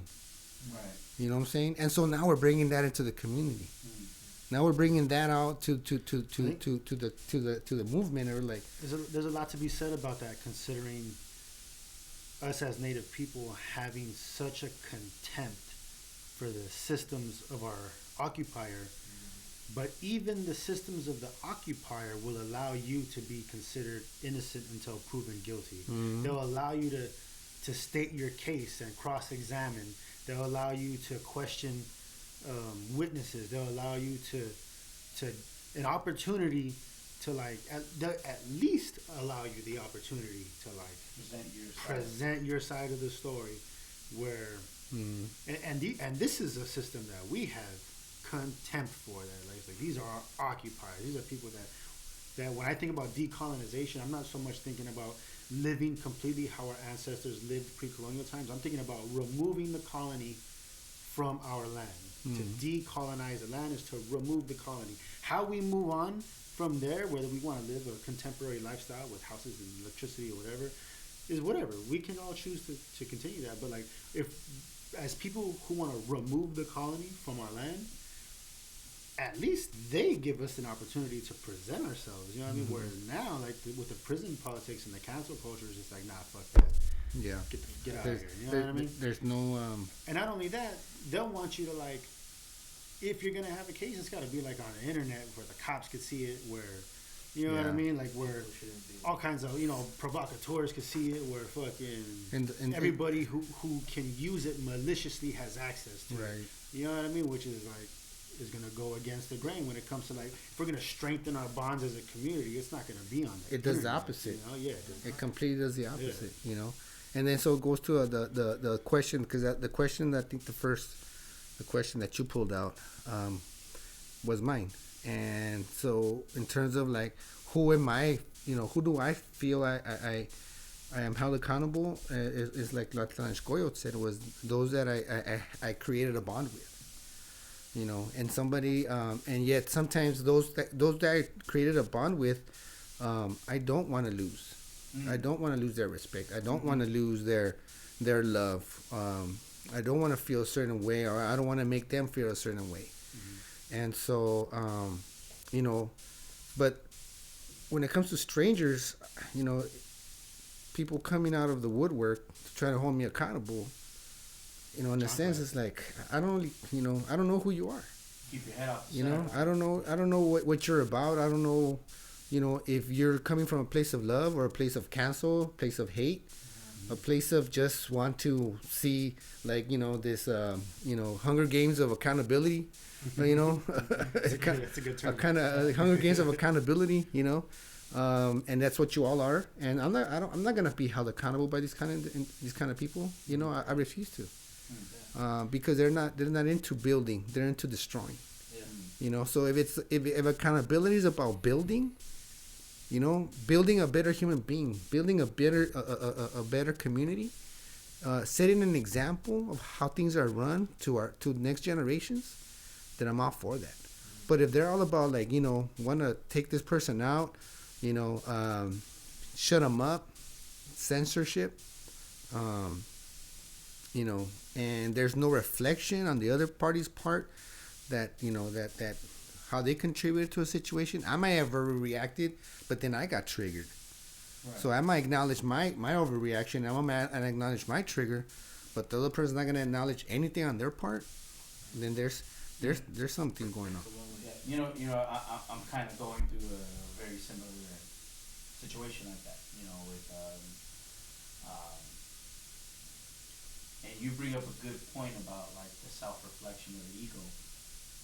Like when I'm feeling attacked or I'm feeling abandoned, you know what I mean, by the people who I care about most and by my community, you know what I mean, and the people that I would be accountable to. I also need to reflect on my actions, and like, is this, what was the question? Is this what did the uncle say to you? Is it A hurt? A hurt? Mm-hmm. Like a real hurt? Yes, a justifiable hurt? Yeah. And that's kind of the question that I'm currently going through, and trying to figure that out, a little bit more, because things that are concerning me, are absolutely not true, and we've already kind of got to the bottom of this, and they're being brought up and utilized as like a way to attack, by a person that like doesn't know me, and is not interested in even the truth, right? And where do we go when The truth is inconsequential. exactly, you know what I'm saying? When the truth doesn't even matter anymore, it doesn't even matter whether you're guilty of what is being said about you. You should still be accountable to something that isn't even true about you, right? So Fucking kangaroo court. so I mean that's kind of where I feel that right now I'm kind of in that seat, and what you're saying right now kind of reflects a little bit of that, what I'm going through, and maybe having to realize a little bit that I personally have to like be introspective about myself, you know what I mean, and why am I feeling the way I'm feeling, and then through this whole process, right, through this even dealing with Ome and sitting down with you and like breaking down, and we were talking about this the other day about having more control as men about like our emotions and what we're feeling, right, and understanding what is it, like feelings don't come from the land of fucking rainbows and unicorns, you know what I'm saying? That's not where feelings come from. Feelings are peptides that your fucking brain produces. I thought it came from the Care Bear land. Like I'm sorry to say, it doesn't. No, it comes from It astrology. comes from, so if I'm Taurus. feeling a certain way, you know what I'm saying? If somebody's action, like if Red Hawk here clicking this pin just so pisses me off, right? And I can't stand this about you, and I can't, and I feel a certain way. That's my responsibility. It's not on Red Hawk. Red Hawk shouldn't stop clicking the pin because it makes me feel a certain way. I'm the one creating that feeling. I'm the one that's in charge of how I feel and what my brain is creating. So before, when I was in a very similar situation, I didn't have the best approach. I think I said something to the point of like, if I see this motherfucker, I'm gonna shoot him in the face. Like, that's how I thought and felt was the best way to go about what I felt, right? I didn't have any control over that. I didn't even want to control it, where my situation with Ome, I have to be a little bit more mature and like understand what I'm feeling and control that a little bit more and understand that like my initial feeling has to be put in check. You know what I'm saying? Because that's not productive. And that's not the best me. And I have to work on that. And that's like a constant something I have to be conscious of. And now, because that situation created like this, hey, you know what, be more conscious about your feelings.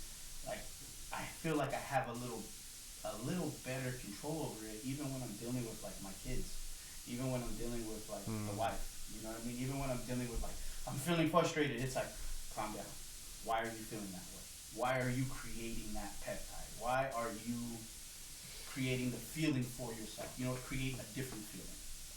You know what I'm saying? Create a different emotion. I'm the one in control of it. So, I don't even know where I was going with that, but I feel you when you brought that point up about like being introspective and like are you feeling hurt because it's a legitimate hurt? Mhm. You know what I'm saying? Like that's an important thing. As men, we have to like acknowledge that a little bit more.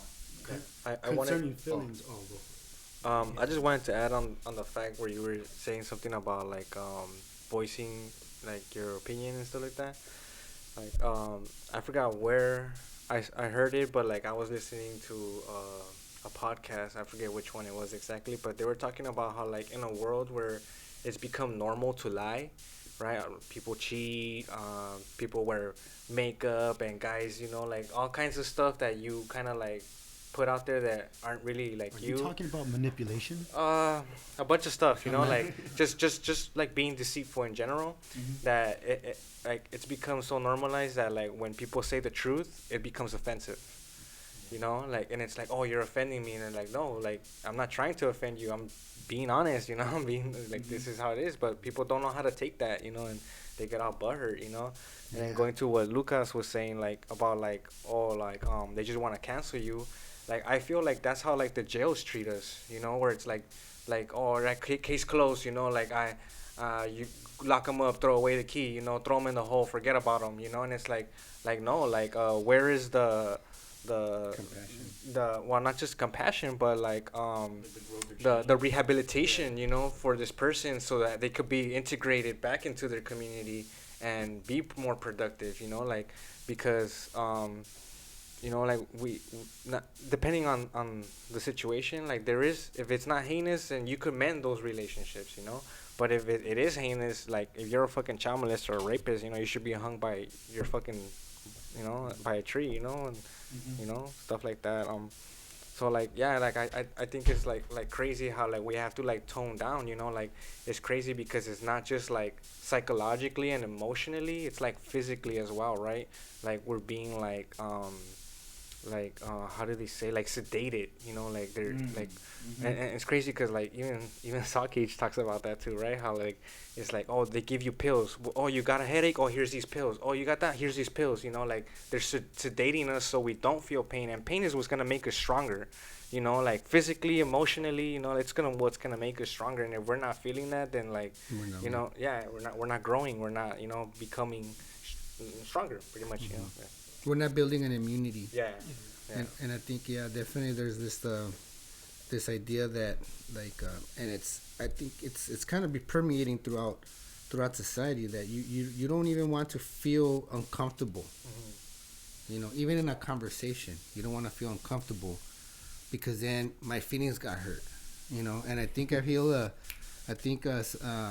was someone sent a Bill Burr, you know, podcast, and he's the first one to, you know, bring that up on how white women have taken over this movement, right? To that they just came and just like threw themselves in, and they don't want to feel any form of guilt, any form of like contribute, like how they contributed to white supremacy, how they contributed to colonization, you know, how they contributed to how things were being run. Albeit there was issues on their side with their own male and female, but even then, when they, you know, they still succumb to like their ego, and now they come over and they take over like this space that POC started, and now they feel comfortable whenever certain conversations, especially about white supremacy, is like, oh, it wasn't us, that was them. It's like, nah, you were in there.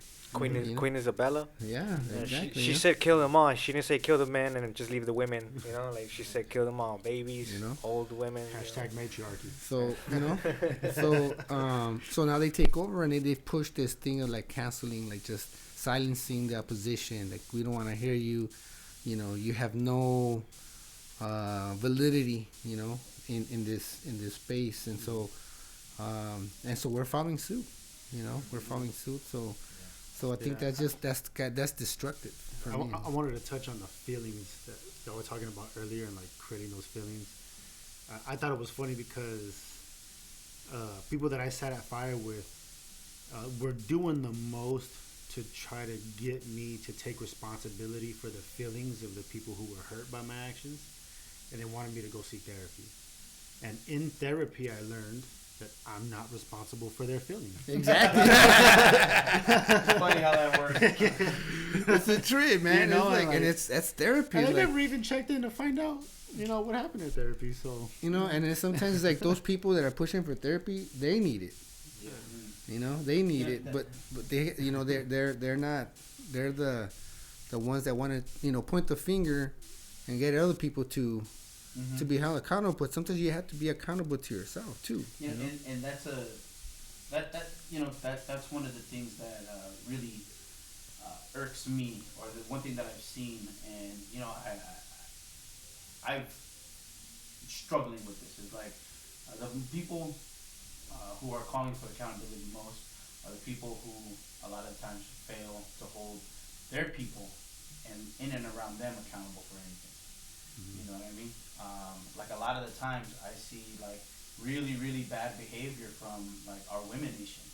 You know what I mean? And they just make up every fucking excuse in the book for that bad behavior.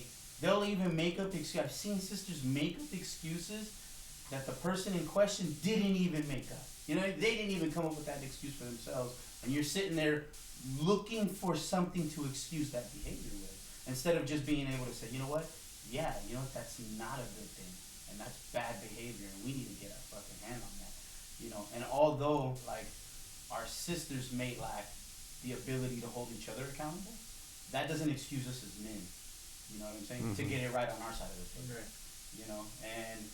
And that's a part of this that like is hard for me. You know what I'm saying? Because I'm seeing like the criticism, shot our way a lot of the times, and you piece of shit man need to fucking get it together and da da da da da.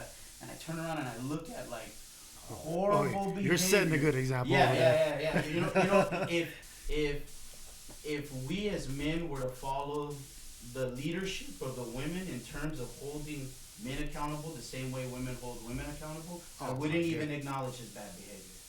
I wouldn't It's okay, even Ome. acknowledge You it. have Yeah. the right to feel this way. Yeah, you got the right to do whatever you did, Ome. It was probably their fault. It's what they do a lot of the time. You know what I'm saying? So even though that's what they do, that's not what we got. You know what I'm saying? That can't be what we do. You know what I mean? And so for the the brothers out there that kind of feel that way, because I know a lot of people that feel like they've been thrown in the frying pan unjustly, and they look at like, hey, but what about you guys? You know what I'm saying? And although that is a legitimate, hey, what about you guys? That doesn't excuse us from having to do the work. You know?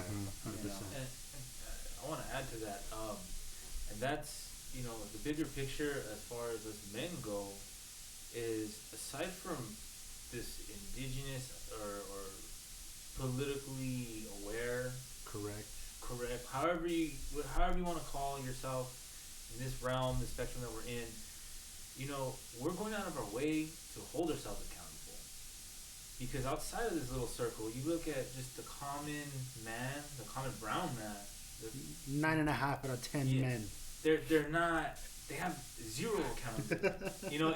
If they do something wrong, they get to just walk away from it, and because only God could judge me. Right. Or I can do confession, or straight up I don't give a fuck. They'll end up on Fools Gone Wild and become a celebrity. Right. You know? Yeah. And at a point, and it's not even at a point where if you go to a group of men that are just like that, it's almost even, some of those actions are even praised. Some of those actions are considered. You'll be ridiculed by those men if you hold yourself accountable for bad behavior. Right. Yeah, you fucking pussy. What are you doing? Yeah. Like you fucking listening to this. Yeah. So, yeah. You let your woman talk to you like that. Yeah. So and I think the community as a whole needs to really we should give ourselves a little more fucking credit for that, because to be honest, we're doing so much, and I could think about my father and the things that I've seen him positively do, of course, but also there's things negatively that I've seen him do, and it's unfortunate that he's not here to talk for himself, but some of the things I've had a hard time to accept and deal with, and it's because there's no accountability. There was never accountability. He doesn't answer to nobody, and that's what I've been taught my whole life. That I got to see. I mean, don't get me wrong. There's a handful of people that legitimately, me being one of them, his kids, maybe my grandma, maybe An some of his uncle. friends and family. Yeah, there's a few people that could hold him accountable, but for the most part, he's just like to the world, and that's how a lot of That's the men hood, man. live like that. That's the hood, yeah. And like to not acknowledge the work that all of us have put in, not just this circle, but like there's fucking tons of people out there that are putting themselves on the chopping block when they could just walk the fuck away, when they could just say, you know what, deuces, I'm out. Right. Fuck all y'all. Like this is not worth the time. And a lot of in this situation, like the shit we're going through, honestly, I felt like that. I feel like that now. The first time this situation got brought up, I was kind of feeling a little hurt and disappointed and depressed and all those things. This second time around that I kind of got re-brought up, I'm already at the level of fuck all you. And it's because just the lack of acknowledgement for the work that all of us are putting in, the lack of even checking to see what the hell has been done, the lack of ability to see what we've done, or if there's any discrepancy with what any of us that got called out, asking us, hey, what do they mean by that, or what are they referring to, what are they talking about, why are you misogynist, why are you this, why are you that, all these things that were being said about us. I never asked, not one person asked any of us, I don't think, I mean, unless asked us, hey, like, even to hold us accountable, like, what do they mean by that, what are they talking about? Or the opposite of. And then there's a handful of women out there, and I give shout out to a lot of them who did defend us, who did put themselves out there publicly on the internet and got bashed. You know, a lot of them got name called, a lot of them got called pick me, a lot of them got called fucking a household. Like that's not acceptable. That's not acceptable to be doing that. Yeah, who's holding their feet to the fire? Right, and it just goes unseen. It goes it goes unheard. And then even the more severe cases where, I heard that there was a situation in San Bernardino where a man got blamed for rape. Later got, they came to the conclusion that it was bullshit. And there was no, at least to my knowledge, maybe there is now, I don't want to say not, but from my knowledge right now, what I know in my head, there was no checking that girl who falsely accused that person. And that's like, how is this not going to be a problem in the future? Not only for myself, but for my kids. I have a son. I have a daughter. I don't want her to look at that and be like, well, that's the process I could do and I could utilize in case I get hurt or if I feel like I'm wrong, even though without actually thinking about it. And like what you were saying, like reflecting on it. Are these my feelings? Are these legitimately my feelings?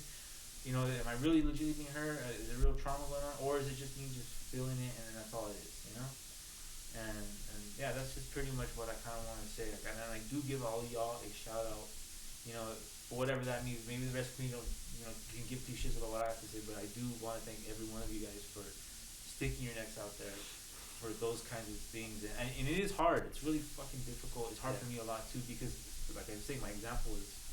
and I do come off as very rough. I do kind of come off as brash and like I don't like fuck all you, but that's because I also feel very passionate about specific situations. And don't get me wrong though, I am definitely open to being held accountable in that instances. So. Yeah. Also on that, we do have to acknowledge those people who who went out on a limb. They didn't have to. Especially where they didn't have to. And one person that kind of it's funny that like. She kind of comes to mind, and because she's kind of the reason why I'm even in the hot seat to begin with. But I do have to acknowledge like my daughter's mom. You know what I'm saying? And the fact that like, she may have made a mistake where I was concerned, and used less than flattering words to describe my character. But at the end of the day, she did what she felt was the right thing to do. And that was a lot more than what a lot of other women would have done. A lot of other women would have just sank their feet in the ground in the sand and said, you know what, no, I feel like you did do this, and no, I'm not going to live up to the ridicule, and no, I'm not going to be accountable, you know what I mean? No, I'm not going to do that. I'm not going to put myself in that position, to have to face the scorn of my community for whatever, if anybody, and she did do that, and that's probably like the only instance that I could think of a woman who did something or said something wrong about where it concerns men, and then went back and said, you know what, I gotta take that back. You know, I made a mistake, and being able to do that, That's courage. yeah, it's not easy. You know what I'm saying? I recognize it now when I compare her to everybody else. You know what I'm saying? Mhm. And I look at like all the other women in the community, some of which that are like really close to me and like know the truth, but weren't willing to like stand up and say, hey, you know what? That's fucked up what you're saying about my brother.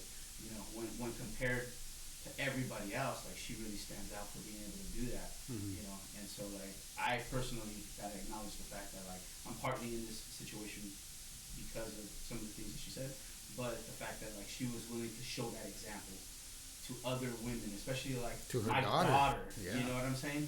That like, look, we're not perfect. You know, we make mistakes, but the right thing to do is to say the truth. Make corrections. You know, to and mistakes. to be able to be accountable Mhm. and woman enough to stand up and say, hey, you know what? I'm sorry, and I made a mistake. You know, that's a lot further than like a lot of other people are willing to do. You know, so Yeah, whatever, and, sort of thank you for that. Yeah, and she had to talk to me too, and she didn't have to, but she like kind of felt like, oh yeah, I have to kind of thing, you know, because it was a like me and her had the conversation about the whole social media putting people on blast, like that's not okay, and we know why, right? Mhm. But yeah, whatever, that was clear. I like one point that Red Hawk brought up, where it's like, oh, you don't acknowledge like the positive things that the men are doing. And that's one thing that I tripped out is like everybody's so quick to call out what you're doing wrong, but now when you're doing something good and acknowledging like, yo, this brother's really holding it down for the community right now, you know, like we need to help him out or something, you know. And I'm not saying that like we want acknowledgement, because you know my elder taught me that like we're the doormat of the people. You know, like we get stepped on and fucking mud on us, you know, and they fucking, Preach. you know, like all this shit, you know, like, and we should do these things because we want to, and if not, why the fuck are you doing them, you know? Mhm. But in a sense where we did have community, that is a process of acknowledgement, you know, like even now with the modern colony, you know, their soldiers get stripes and ribbons and all these things, you know, so like in a sense, it's good to acknowledge those people, you know, because it gives them like the more motive to like keep doing it, you know, and even strive and push even more, you know, like Duty and purpose. yeah, you know, so like that's a good point that you brought up, how like, you know, like, oh, you know, like there's acknowledging, you know, and I want to acknowledge everybody on the table, you know, because like I see myself when I first met some of y'all, you know, and everybody here has done some growth, you know, and that's good, you know, like we should keep pushing that, you know, keep growing. You know, like they say, you know, if you surround yourself with people that are lazy and, you know, not to no good, then you're just going to be lazy and up to no good, you know. But if you surround yourself with strong people, you're going to be strong, you know. And I'm glad to be surrounded by you guys, you know, and other people out there, you know, like men and women, you know. Just want to point it out there because there's some very good positive things that some females have taught me, you know, and I'm grateful for that too. I think I will say to your point that I was in a position where I did get a lot of praise from my community, and I think that's one of the biggest reasons why people were so disappointed in me in particular for my behavior, is because I did receive some of that praise, and I did feel a lot of times that the community was acknowledging me for whatever action, you know. Yeah. And that's one of the biggest reasons why I'm willing to say that, yeah, I fucked up. You know what I mean? Because where they were willing to give me the praise, I at least owe it to those who gave me the praise to be like, yeah, I fucked up. I'm sorry. You know, and I'm gonna do better. You know, so like, I won't say that the community doesn't give people praise, because I have experienced some of that. You know, and that's one of the reasons why many people were, I think, really hurt. You know, because they gave me the praise. You know, I feel like I let them down, like I failed them. You know. Yeah, I'm not saying that they don't. I'm not saying it's not as common as people calling everybody out and shit like that. You know, like look, I said, it's more destructive than constructive. You know, so. True. Yeah, and you know that part is like really difficult, you know, to be in that position of like feeling like you owe somebody, you know, like last time we had talked about warriorhood, and we talked about Lalo and Hawk, you know, or at least I got to talk about Lalo and Hawk a little bit, and you know, I brought up that like I had learned so much from Hawk, and I look up to him, and very similar to the way I feel you look up to me, right? And I couldn't imagine being on bad terms with him. You know what I'm saying? It would probably eat me alive to know that, like, fuck, somebody that, like, I really care about and I really love, and it does matter to me where I am in his book. You know what I mean? And so I couldn't imagine feeling like that. You know, and for you to feel that way and like feel like, hey, you know what, I have to at least be good by you. Even if I don't get like my status back in the community, even if I'm never a coach in the Warriors program, even if like nobody ever asks us two Ravens for anything, so long as like in your book, I'm good. You know what I'm saying? Like that goes a long way, and that's hard. That's hard. Yeah, that's super hard to do. You know, so The way that we grew up, you know, I think somebody might be out there listening. It's like, oh, that's, you know, it's just the way that we grew up, right? The traumas that shaped our reactions, you know, and learning how to subdue those reactions, right? Is the hard part, is the difficult, the challenging part that we're talking about. It's not, somebody might be listening or in the future, like, well, how hard is it? Yeah. Like, But they grew up, like, they went to college, they had their parents, and they went about life every way. They learned about these ways through school. Whereas, like, most of us were in the street and we learned because somebody cared enough to plant a seed in us and be like, yo, you know, like, what about this, you know? And like you said, like exposed, right? Like, when I feel a certain way, like, I react a certain way, you know? And it, like, I have to sometimes, like, sit back and be like, oh, shit, I need some time to, like, process this, because if not, I don't know how I'm going to react, you know? Right. And that's better than just being like, you know what, fuck it, you know, like, F you too, motherfucker, you know, like, what's up, I'm right here, you know, like, so that's a lot easier, you know, that's a lot easier to do, you know? I'm guilty of that. You know?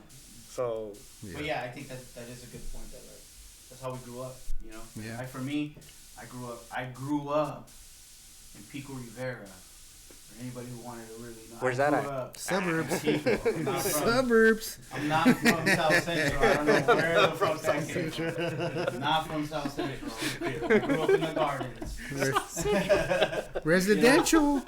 But yeah, that did shape the way, you know, and when we're under the microscope like that, when we're on the chopper block like that, like, you know, my sister went on my thread and like, you know, threatened violence and like, I'll go to jail, I don't give a fuck, you know what I mean? Like, she just got really, really, really hood with it, but like, that's how we grew up, you know, and that's not good. It's not That's your okay. sister. Yeah, it's not okay, and it's not good, you know, it's not a good thing, but that is the reality, you know what I mean? That's how we grew up, you know, and I spent, you know, a lot of years in jail facilities and in the youth authority, and in those situations you can't let things slide, and we were, you know, we grew up, we became men in an environment that didn't allow us to like take anything on the chin. or what we thought was a form of being a man. Yeah, or being growing into like 19, 20 years old. You know what I mean? Like you're going into your man years. We were in an environment that disrespect was absolutely intolerable. You have to jump. As soon as you feel disrespected by anybody, you have to enforce some respect. Something's you know? supposed to be called a B, right? Yeah, or bitch, yeah, you know? yeah. Like, So for me, it's, you know, it's a little different than maybe some other people that didn't grow up in that environment. And it's like, oh, well, why you so like aggressive, right? You know, it's like, well, you'll never understand, you know, you'll never get where I'm coming from because you were never born and raised in that environment.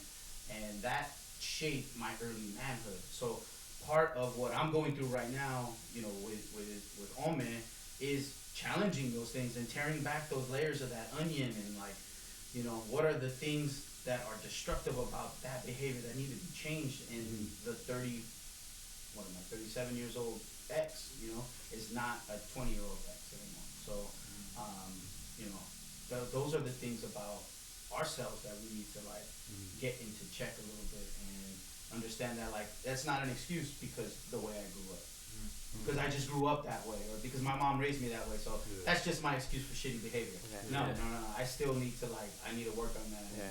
And my apologies to anybody that I offended or anything like that. You know, because I'm so you want to go? You know, you want to go? You know what I'm saying? Like you know, like I apologize and I'm gonna try and do better. You know, about getting that in mind, going forward. And I would encourage all you men out there that deal with the same kind of anger or were raised in the same area that hey, you know what? That isn't good. It's not a good thing, and we need to change that shit about ourselves.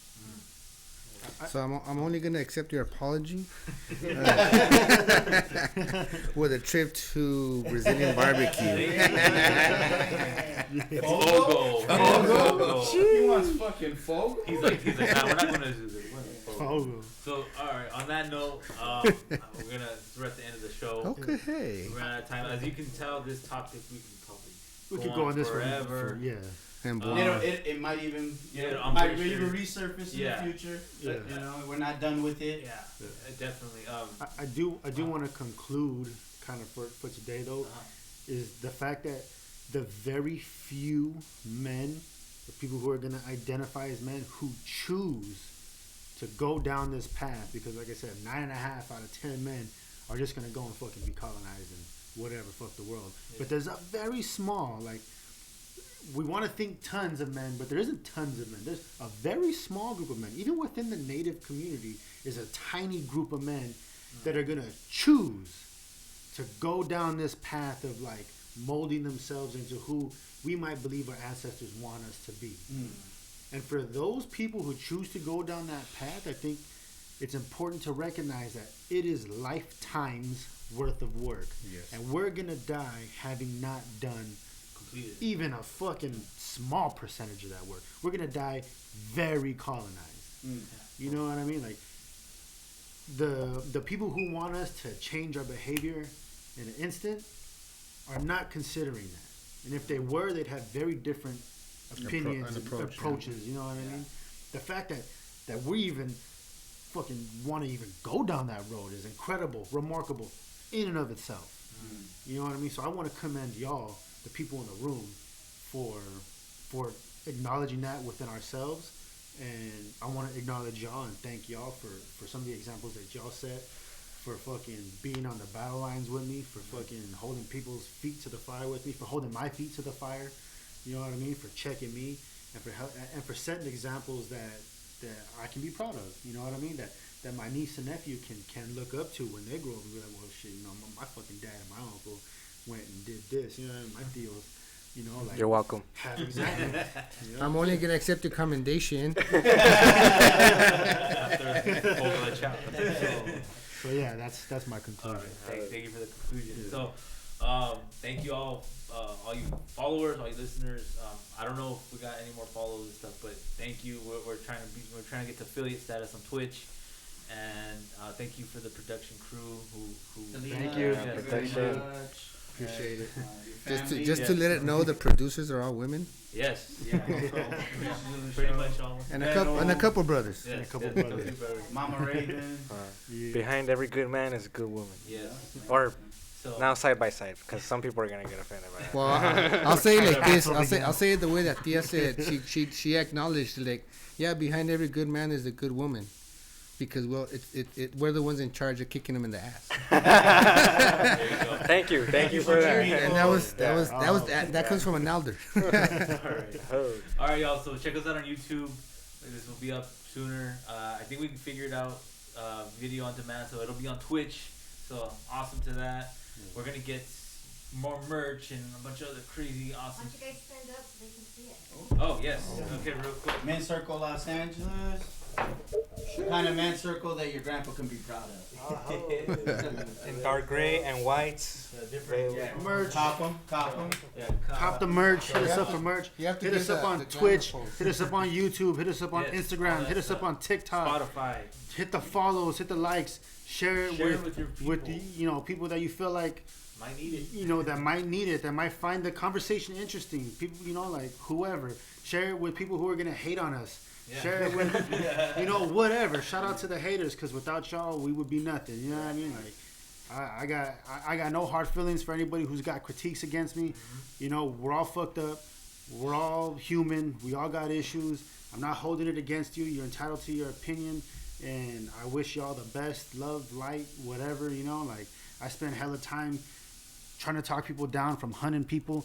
So you're welcome. Shout out to Sebastian Yeah. in Mexico. Shout out to fucking David. Yeah. David, you know, Yeah, so yeah. he's out there watching. So. This guy Yeah. got Oh, Shout out David. to Red Feather. Oh, Red Feather. especially That's Red my guy. Feather, that's the Number guy. one guy. Red Feather. And on that note, Hoka hey. Oh. Oh, okay.